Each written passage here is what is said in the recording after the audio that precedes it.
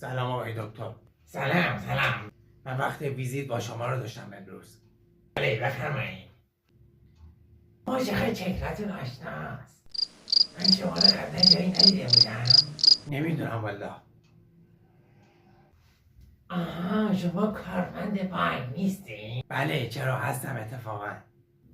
بفرمایید شما برید پایسا. آقای دکتر اینجا که صفی نیستش که. ولی سوالم مگه شما اونها رو نمیبینید؟ خب شما همه مدارکاتون آوردین؟ بله آوردم. یه لحظه بذارین چک کنم. خب مدارکاتون آوردن. بله همه مدارک آزمایش ها رو کامل نه خیلی کامل نیستن. جلسه آینده یه وقت دیگه برام تعیین میکنید لطفاً. سیستم قطعه. سیستم قطعه؟